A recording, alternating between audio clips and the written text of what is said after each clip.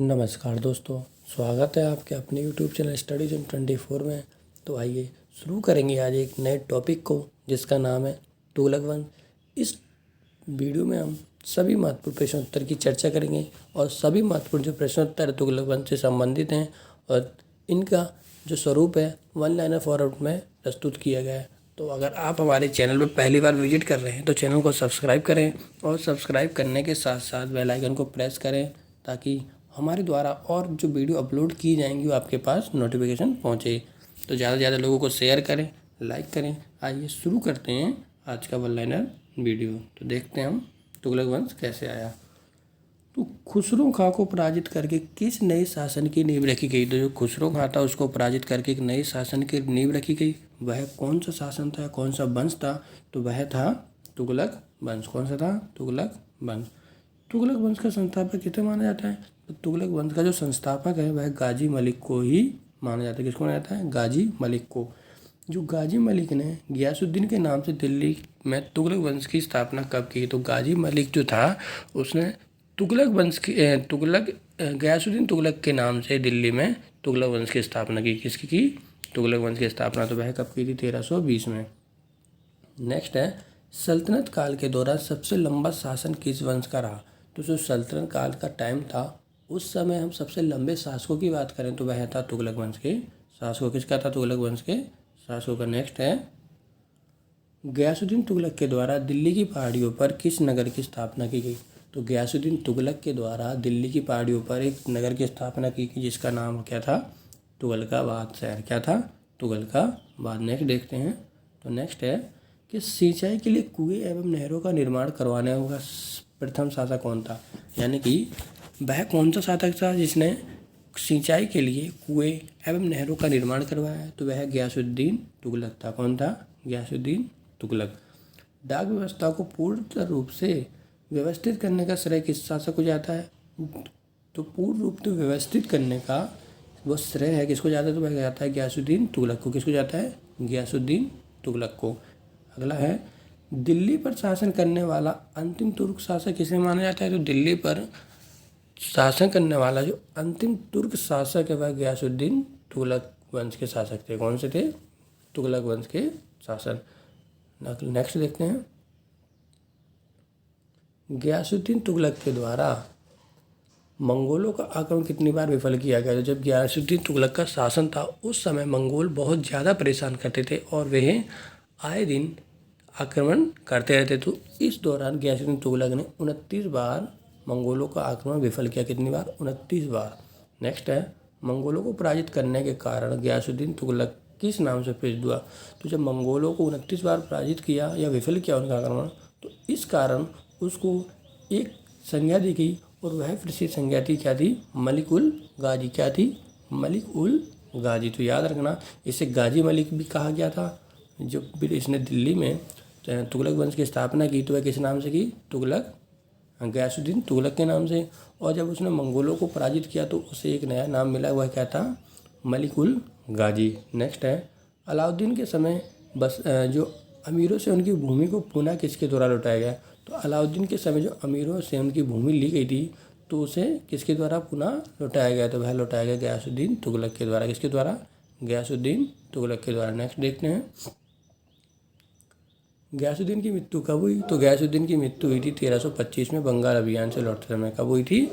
1325 ईस्वी में बंगाल के अभियान से लौटते समय। नेक्स्ट है, गयासुद्दीन तुगलक के बाद दिल्ली की गद्दी पर कौन बैठा? तो गयासुद्दीन तुगलक की मृत्यु के बाद दिल्ली की गद्दी पर बैठा जूना खां। कौन बैठा? जूना खां। जूना खां को दिल्ली के सिंहासन पर किस नाम से बैठाया गया? तो जूना खां था उसको दिल्ली के सिंहासन से किस नाम से बैठाया? तो बैठा मोहम्मद बिन तुगलक के नाम से। किस नाम से बैठा? मोहम्मद बिन तुगलक के नाम से। नेक्स्ट देखते हैं, मोहम्मद बिन तुगलक द्वारा राजधानी को दिल्ली से कहाँ स्थानांतरित किया गया? तो जो मोहम्मद बिन तुगलक था उसने राजधानी को दिल्ली से कहाँ स्थानांतरित किया? तो उसने किया देवगिरी में। कहाँ किया? देवगिरी में। नेक्स्ट है, देवगिरी में स्थानांतरित की राजधानी का क्या नाम रखा गया? तो देवगिरी में स्थानांतरित की गई राजधानी का नाम रखा गया दौलताबाद। क्या रखा गया? दौलताबाद। नेक्स्ट देखते हैं, किस शासक के द्वारा धार्मिक और न्याय मामलों में उलेमा का वर्चस्व समाप्त कर एक धर्मनिरपेक्ष राज्य की स्थापना की गई। तो ये कहें कि सल्तनत काल में धर्मनिरपेक्ष राज्य की स्थापना किसके द्वारा की गई? तो वह था मोहम्मद बिन तुगलक के द्वारा। किसके द्वारा की गई? मोहम्मद बिन तुगलक के द्वारा। एक बुद्धिमान मूर्ख शासक की संज्ञा किसे दी गई? तो उसे बुद्धिमान भी कहा गया और मूर्ख शासक की संज्ञा भी दी गई। तो वह कौन था? तो वह था मोहम्मद बिन तुगलक। कौन था? मोहम्मद बिन तुगलक। नेक्स्ट है, इब्न बतूता द्वारा रचित रहेला में किसके शासनकाल का वर्णन मिलता है? तो जो इब्न बतूता था उसने एक पुस्तक रची थी, बहुत ही महत्वपूर्ण है, रहेला। तो उस रहेला में किसके शासनकाल का वर्णन मिलता है? तो वह मिलता है मोहम्मद बिन तुगलक के काल का। किसका मिलता है? मोहम्मद बिन तुगलक का। नेक्स्ट देखते हैं, मोहम्मद बिन तुगलक के समय दक्षिण में किस प्रभावशाली स्वतंत्र राज्यों का हुआ था? जो मोहम्मद बिन तुगलक था उसके शासन के दौरान दक्षिण भारत में दो महत्वपूर्ण राज्यों का हुआ था, स्वतंत्रता प्राप्त हुई थी। तो वह कौन था? एक तो विजयनगर था जो हिंदू साम्राज्य के रूप में जाना जाता है, और दूसरा था बहमनी जो मुसलमानों के लिए प्रसिद्ध माना जाता है। तो स्वतंत्र हुए विजयनगर साम्राज्य का संस्थापक किसे माना जाता है? तो विजयनगर का संस्थापक माना जाता है हरिहर बुक्का को, जो 1336 में एक उभर कर सामने आया, हरिहर बुक्का के द्वारा स्थापित किया गया। दूसरा है स्वतंत्र हुए बहमनी राज्य का संस्थापक। तो जो बहमनी राज्य का संस्थापक था वह अलाउद्दीन बहमन शाह था। कौन था? अलाउद्दीन बहमन शाह। नेक्स्ट देखते हैं, सल्तनत काल का प्रथम शासक जो अजमेर के मोइनुद्दीन चिश्ती की दरगाह पर गया था। तो मोइनुद्दीन चिश्ती की दरगाह पर जाने वाला सल्तनत काल का वह प्रथम शासक कौन है? तो वह मोहम्मद बिन तुगलक। कौन था? मोहम्मद बिन तुगलक। नेक्स्ट है, मोहम्मद बिन तुगलक के द्वारा सांकेतिक मुद्रा चांदी के सिक्के के स्थान पर कौन से सिक्के चलाए गए? तो मोहम्मद बिन तुगलक के द्वारा जो चांदी के सांकेतिक सिक्कों के स्थान पर सांकेतिक तांबे के सिक्के चलाए गए। कौन से चलाए गए? सांकेतिक तांबे के सिक्के चलाए गए। नेक्स्ट है, मोहम्मद बिन तुगलक के द्वारा खुरासान अभियान का उद्देश्य क्या था? तो मोहम्मद बिन तुगलक के दौरान खुरासान अभियान का जो उद्देश्य था वह था खुरासान पर कब्जा करने का था, खुरासान पर कब्जा करना। नेक्स्ट है, मोहम्मद बिन तुगलक की मृत्यु कब हुई थी? तो मोहम्मद बिन तुगलक की मृत्यु की बात करें तो वह हुई थी 1351 में। कब हुई थी? 1351 में। मोहम्मद बिन तुगलक के बाद शासन की वागडोर किसने संभाली? तो मोहम्मद बिन तुगलक के बाद जो शासन की वागडोर है वह संभाली थी फिरोज तुगलक ने। किसने संभाली? फिरोज तुगलक ने। नेक्स्ट है, मोहम्मद बिन तुगलक के शासनकाल के समय फिरोज तुगलक किस पद पर आसीन था? जो मोहम्मद बिन तुगलक था उस समय जो फिरोज तुगलक था वह शासन के किस पद पर आसीन था? तो वह शासन के अमीर हाजिब पद पर आसीन था। किस पर था? अमीर हाजिब। नेक्स्ट है, किस शासक के द्वारा धार्मिक आधार पर इस्लामिक राज्य की स्थापना की गई? तो धार्मिक आधार पर इस्लामिक राज्य की स्थापना किसके शासक के द्वारा की गई? तो वह था फिरोज तुगलक। कौन था? फिरोज तुगलक। फिरोज तुगलक के द्वारा 24 कष्टदायक करों को हटाकर कौन से महत्वपूर्ण 4 कर लागू की गई? तो फिरोज तुगलक के द्वारा वह 24 कष्टदायक करों को हटाकर उसने सिर्फ 4 करों को लागू किया गया था। वे कौन कौन से थे? तो एक तो खराज लगान, युद्ध में लूटा गया माल, जजिया कर और जकात। कौन कौन से थे? खराज कर, युद्ध में लूटा गया माल, जजिया कर और जकात कर। ये 4 महत्वपूर्ण कर उसने लागू किए, बाकी 24 को हटाया। नेक्स्ट है, आर्थिक एवं प्रशासनिक सुधारों के कारण सल्तनत काल का अकबर किसे कहा जाता है? तो सल्तनत काल का जो अकबर कहा जाता है वो फिरोज तुगलक को ही कहा जाता है। किसको कहा जाता है? फिरोज तुगलक। उलेमाओं का समर्थन पाने हेतु फिरोज तुगलक ने किस मंदिर को लूटा? तो उलेमाओं का समर्थन पाने हेतु फिरोज तुगलक ने जगन्नाथ मंदिर को लूटा। किसको लूटा? जगन्नाथ मंदिर को लूटा, और जिसकी मूर्ति को तोड़कर पानी में फेंक दिया। और ये कहाँ पे स्थित है? पुरी में स्थित, जगन्नाथपुरी। नेक्स्ट है, खैराती अस्पताल, लोक निर्माण विभाग तथा रोजगार कार्यालय की स्थापना किस शासक के द्वारा की गई? तो ये जो महत्वपूर्ण खैराती अस्पताल, लोक निर्माण विभाग और रोजगार कार्यालय की स्थापना किसके द्वारा? तो फिरोज तुगलक के द्वारा की गई। किसके द्वारा की गई? फिरोज तुगलक के द्वारा। ब्राह्मणों पर जजिया कर लगाने वाला प्रथम मुस्लिम शासक कौन था? तो महत्वपूर्ण है कि मुसलमानों पर जजिया कर लगाने वाला प्रथम मुस्लिम शासक था, तो वह था फिरोज तुगलक। कौन था? फिरोज तुगलक। फिरोज तुगलक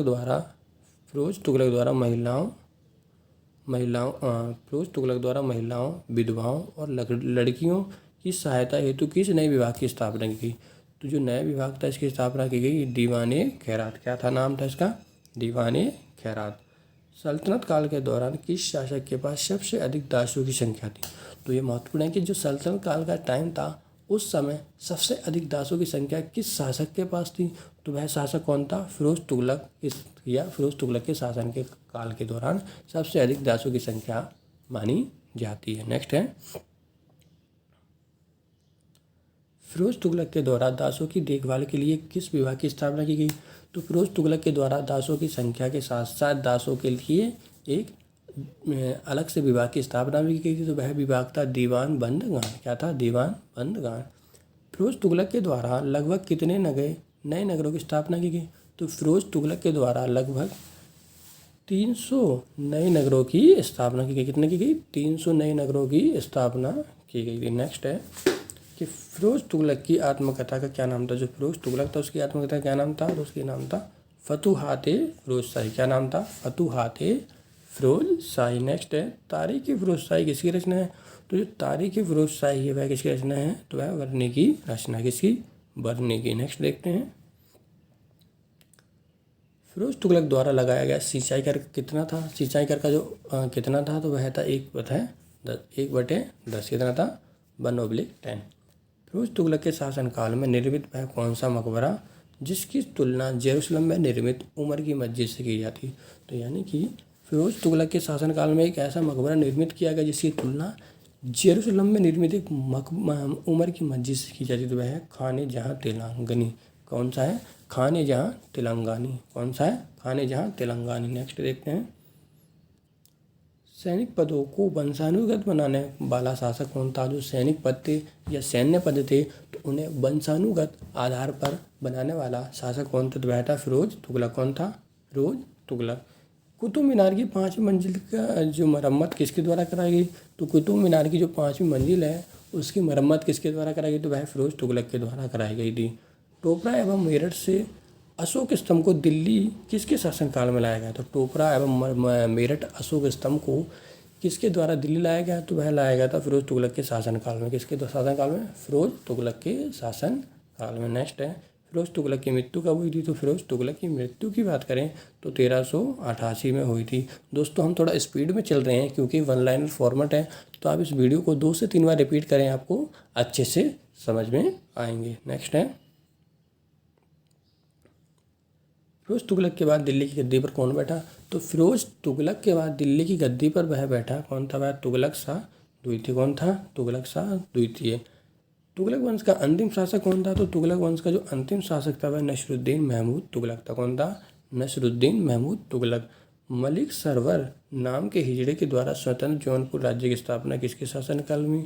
तो मलिक सरवर नाम के हिजड़े के द्वारा स्वतंत्र जौनपुर राज्य की स्थापना हुई, तो वह हुई थी नसरुद्दीन महमूद के शासनकाल में। यहीं से इसका तुगलक वंश का पतन शुरू हो जाता है और धीरे धीरे खत्म हो जाता है। नसरुद्दीन महमूद के समय दिल्ली पर किसने आक्रमण किया। तो नसरुद्दीन महमूद के समय दिल्ली पर आक्रमण किसने किया। तो ये था तैमूर लंग। कौन था, तैमूर लंग। तो दोस्तों इस प्रकार हमने आज का वन लाइनर फॉर्मेट में संपूर्ण तुगलक वंश को देखा है। तो आप वीडियो को 2 से 3 बार रिपीट करके देखें, ज़्यादा से ज़्यादा लोगों को शेयर करें, लाइक करें। Thank you. मिलते हैं एक अगले टॉपिक के साथ नई वीडियो में। Thank you.